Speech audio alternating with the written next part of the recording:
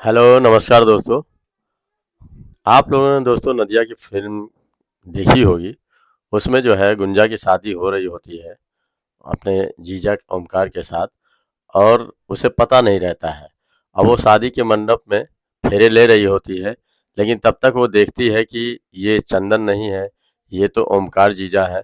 और उसको देख के उसको बेहोशी छाने लगती है, वो एकदम से बेहोश होकर गिर जाती है। तो दोस्तों कहानी कुछ ऐसे ही है। इसमें गुंजा जो लड़की होती है वो बेहोश होकर गिरती है, लेकिन इस कहानी में जो है लड़का जो है वो बेहोश होकर गिर जाता है। तो उस पे लोग छींटे मारते हैं, और छींटे मारने के बाद जब उसे होश आता है तो वो एकदम से देखता है, देख के चौंक जाता है। अपनी जिसके साथ जयमाल हुआ होता है उस अपनी पत्नी से कहता है कि तुम कौन हो और मैं यहाँ कैसे आया। और देख के पूरे बाराती खड़बड़ा जाते हैं और सन्न हो जाते हैं, और उस दुल्हन को भी समझ में नहीं आता है कि ये कैसी बात कर रहा है। तो देख के सब घबरा जाते हैं। तो सोचने पे सब मजबूर हो जाते हैं कि आखिर ये इस तरीके की हरकत कैसे कर रहा है। तो आइए दोस्तों आपको विस्तार पूर्वक ये कहानी सुनाते हैं कि आखिर ऐसा क्या है कि वो बेहोश होके जो है सन्न हो जाता है, और किसी को पहचानने की जगह वो कहने लगता है कि मैं यहाँ कैसे आया। तो ये कहानी सुनने के लिए आप लोग जो है हमारे चैनल को सब्सक्राइब कर दीजिएगा और लाइक कर दीजिएगा, और इस कहानी में लास्ट तक बने रहिएगा, तभी आप लोग को पूरी कहानी समझ में आएगी कि ये कहानी है क्या। कि बहुत ही इंटरेस्टिंग दोस्तों ये कहानी है। सुनेंगे तो आप लोग को भी मजा आएगा कि ये कहानी है कैसे। तो और इसमें बहुत बड़ी सीख भी मिलने वाली है, क्योंकि लोग जो है समझते नहीं हैं और बारात लेके चल देते हैं, और पहले की जो बातें किसी से वादा किए रहते हैं वो निभाते नहीं हैं। तो इसमें आप लोग को इसकी भी सुनने को मिलेगा कि आखिर क्या इस तरीके से इन दोनों में बातें चलती हैं, जो कि वो बेहोश होकर गिर जाता है लड़का। तो ये दोस्तों एक कहानी जो है एक हरदोई जिले की है। उत्तर प्रदेश का हरदोई जिला होता है। वहाँ पे एक दीपेन नाम का लड़का अपनी शादी के लिए तैयारी करा रहा होता है, और तैयारी बड़ी धूमधाम से कराई जाती है। और तैयारी करने के बाद जब वो हरदोई से प्रस्थान करती है उन्नाव की ओर, उन्नाव जिले की ओर, तभी एक रेस्टोरेंट होता है। वहीं पे इन लोगों को जनवासे का या खाने पीने का कुछ प्रोग्राम रखा जाता है। वहीं पे जब बैंड बाजे वाले रुके रहते हैं, और जब सब कोई बाराती वहाँ पे सब इकट्ठा होते हैं, कोई नाश्ता पानी करते हैं। नाश्ता करने के बाद जो है वहाँ पे आज मेरे यार की शादी है, जब गाना बजने लगता है, डीजे बजने लगता है, तो सब धूमधाम से जो है डांस में करते हुए चले जाते हैं। और सब एंजॉय कर रहे होते हैं कि आज मेरे यार की शादी है। दोस्त भी बड़े खुश रहते हैं, और दीपेंद्र भी बहुत खुश रहता है। उसको खुशी का ठिकाना नहीं था कि आज वाकई मेरी शादी है। और दोस्त सब नाच गाना बजाना सब करते हुए जा रहे होते हैं। कुछ दूर 1 घंटा वहाँ बारात निकलती है। निकलने के बाद बढ़िया गाने बजाने से जब वहाँ पहुँचती है, तो पहुँचने के बाद जब गेस्ट हाउस में जाते हैं, तो जाने के बाद वहाँ पे जो है जब गेस्ट हाउस में एंट्री करते हैं तो बड़ा बढ़िया जश्न होता है। वहाँ पे द्वारचार होता है। द्वारचार होने के बाद जो है लड़के को ले जाके जो है स्टेज पे बैठाया जाता है। और कुछ देर बाद जब दुल्हन अपना वहाँ से जयमाल लेके आती है कुछ दूरी से, और आने के बाद फिर दीपेन जो है अपने हाथों से उसे पकड़ता है, और पकड़ने के बाद ऊपर जो है स्टेज पे ले आता है। और लाने के बाद फिर दोनों की धूमधाम से जो है वहीं पे जो है जयमाल कराया जाता है, और बढ़िया से जयमाल करते हैं। सब लोग खुश रहते हैं, ताली बजाई जाती है, और बढ़िया से दोनों जो है जयमाल पे हर कोई आने लगता है, और आने के बाद अपनी फोटो वीडियो बनवाने लगता है, और धूमधाम से सब क्रियाकलाप वहाँ पे जो है जश्न तरीके से होने लगता है। फिर दोस्तों काफ़ी जब देर हो जाती है, सब भी लोग आ जाते हैं। आने के बाद जब काफ़ी समय हो जाता है, होने के बाद फिर धीरे-धीरे जो है इनका जयमाल वाला कार्यक्रम ख़त्म होने लगता है। और ख़त्म होने के बाद धीरे-धीरे लोग रिश्तेदार अपने-अपने घर जाने लगते हैं। और जब रिश्तेदार अपने-अपने घर जब चले जाते हैं, तो फिर उसके बाद फिर शादी की तैयारी शुरू की जाती है। और शादी की तैयारी में जो है लड़का जो है अपना जो शादी की पोशाक में जो था वो शेरवानी अपनी उतार देता है, और उतारने के बाद कोट पैंट पे अपना आ जाता है। और दुल्हन जो है अपना जितना ज्वेलरी और वो सब आभूषण पहने रहती है वो सब उतार के जो है अपने पीले वस्त्र में आ जाती है। और आने के बाद जो है पंडित अपना मंत्र जपने लगता है और इन लोगों की शादी भौरी की शुरुआत होने लगती है। और उसी भौरी की शुरुआत होने लगती है, तभी जो है उसके दोस्त जो होते हैं, जो लड़के के दोस्त होते हैं, वो आके जो है दीपेन से कान में कहते हैं, कुछ फुसफुसाते हैं और कहते हैं कि जो है जो तुम्हारी जो जिससे तुम प्यार करते थे, अर्चना नाम की जो लड़की थी, वो कह रही है कि जैसे ही इनकी शादी खत्म होगी वैसे मैं अपनी जान दे दूंगी। जैसे इनकी शादी हो जाएगी मैं अपनी जान दे दूंगी। और वो वीडियो कॉलिंग पे जो है जहर की शीशी रखी हुई होती है और कहती है जैसे ही इनकी फेरे पड़ेंगे और सिंदूर दान या होगा वैसे ही मैं अपनी जान इसको पी के ख़त्म कर लूँगी अपने आप को। क्योंकि जो है हम लोगों ने जो है शादी का पूरा वचन लिया था कि हम लोग एक साथ शादी करेंगे, लेकिन अगर हम लोगों में कोई शादी से मना करेगा तो हम लोग जो है हमेशा के लिए ख़त्म हो जाएंगे, लेकिन जुदा नहीं होंगे।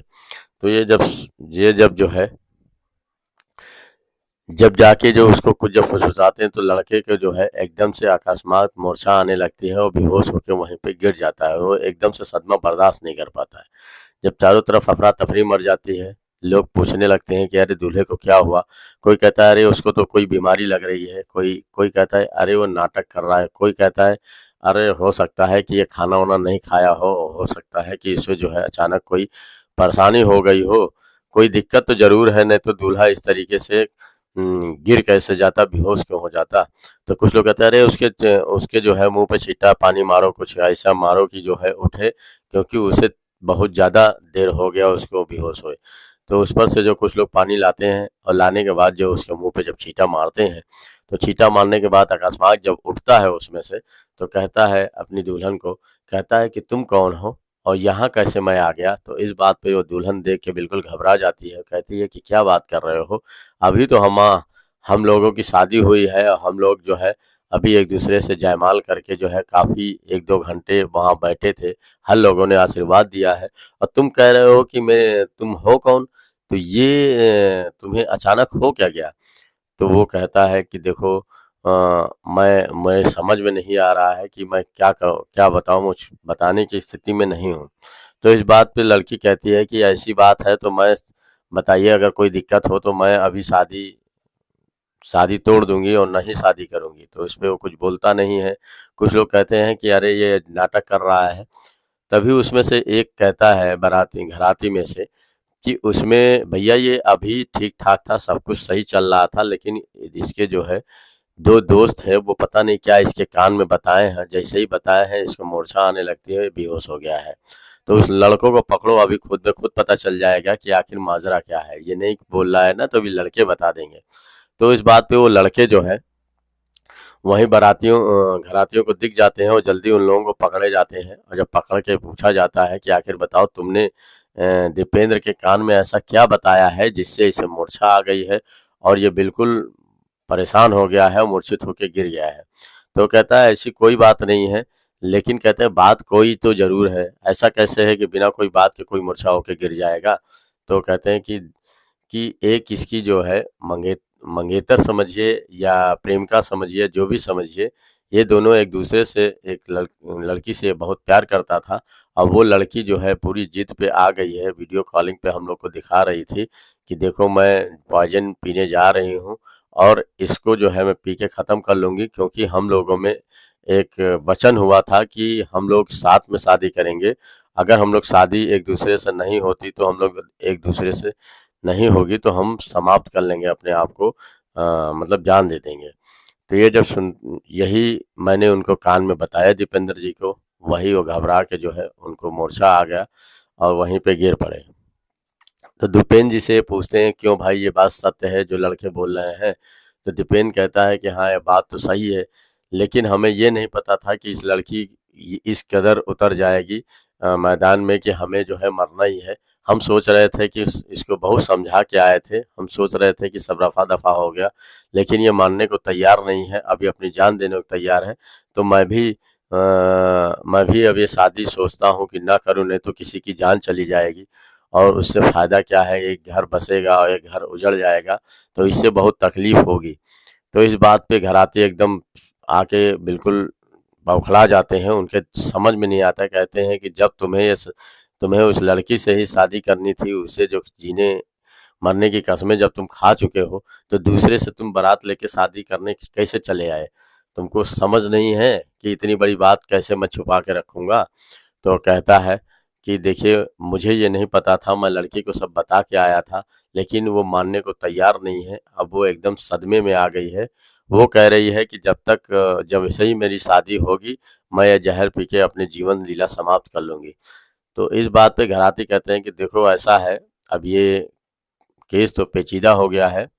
हम पुलिस वाले को कुछ लोग कहते हैं बुलाओ और वही लोग इसका निष्कारण करेंगे। तो कुछ लोग पुलिस को फ़ोन कर देते हैं और पुलिस भी वहाँ मौके पे आ जाती है। आने के बाद जो है, वो लड़की वाले कहते हैं कि देखो जैसा भी है इसमें तुम्हारी भी गलती नहीं है। अब जो भी है, अब ये समस्या तो सामने खड़ी हो गई है। तो कहते हैं कि इसका निष्कारण कैसे किया जाए? तो कहते हैं कि देखो यहाँ पे बेइज़्ज़ती तो मेरी हो ही गई है और जो भी है, लेकिन यहाँ पे जितना मेरा खर्चा लगा है, अगर वो तुम दे दोगे तो तुम्हें छोड़ दिया जाएगा, हम लोग कोई केस नहीं करेंगे। तो इस बात पे लड़के वाले कहते हैं ठीक है, लेकिन उनके पास ज़्यादा पैसे रहते नहीं हैं।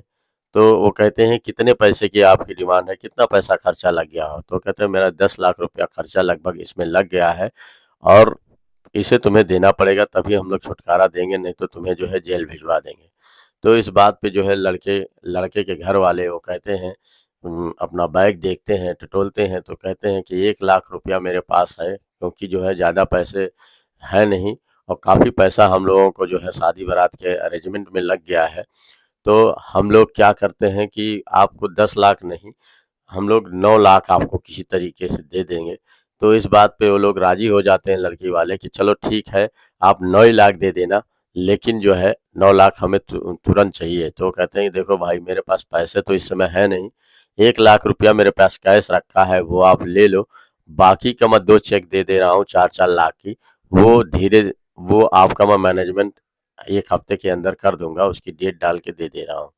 तो इस बात पे लड़की वाले जो है लड़के वाले से कहते हैं कि अगर नहीं दोगे तो हम लोग पुलिस के हवाले करेंगे, केस चलेगा और जो है इसका हर्जाना भी तुमको देना पड़ेगा और तुम्हारी बेइज्जती अलग होगी, तुम इससे छुटकारा नहीं पा सकते। इस बात पे लड़का वाला डर जाता है, वो कहता है कि ठीक है, मैं 4-4 लाख के 2 चेक दे रहा हूँ, 1 लाख रुपया कैश दे रहा हूँ, किसी तरीके से आप लोग हमको बख्श दीजिए, यहाँ से बारात जाने दीजिए। तो इस बात पे जो है पुलिस वाले भी वहाँ रहते हैं, कहते हैं कि ये भी बात तो सही कह रहा है, ये भी इसकी भी मजबूरी है, अगर मान लीजिए शादी कर लेता है और उसपे से अगर वो लड़की कोई केस कर लेती है, अपने आप को अगर मार लेती है और मान लीजिए ख़त्म हो जाती है एक ज़िंदगी, तो उससे क्या फ़ायदा इन लोगों की। चलिए कोई बात नहीं, लड़के की शादी भी जो जिससे ये कर रहे थे, उसकी शादी भी ये कह रहे हैं हम कराने के लिए, तो कोई लड़का ढूंढ के शादी भी करा देंगे और पैसा तुम्हारा जो लगा है वापस भी करा देंगे। इस पे दोनों लोग राज़ी हो जाते हैं और राज़ी होने के बाद फिर लड़का जो है किसी तरीके से बारात लेके अपना वापस जाता है और वापस जाने के बाद जो है वो लड़की की जो है कहीं देख के आगे रिश्ता लगाता है और उसकी धूमधाम से शादी करवा देता है और जो जिस लड़की के वजह से इसकी शादी टूटी होती है जाता है, तो कुछ दिन बाद जो है उस लड़की से भी अपनी शादी कर लेता है। तो इसलिए दोस्तों यहाँ पे कहानी समाप्त हो जाती है। तो अगले नेक्स्ट वीडियो में आप लोग को कोई दूसरी बढ़िया कहानी लेके आऊँगा, जो आप लोग को अच्छी लगे तो लाइक शेयर कमेंट जरूर करिएगा। और इस कहानी से एक सीख भी मिलती है दोस्तों कि कभी भी अगर कोई दो प्रेमी अगर प्यार करते हैं तो एक दूसरे से समझ लें, क्योंकि जो है इस तरीके की बेइज्जती बहुत बड़ी होती है। इसमें पैसा भी लगा, बेइज्जती भी हुई, उससे कोई फायदा भी नहीं हुआ।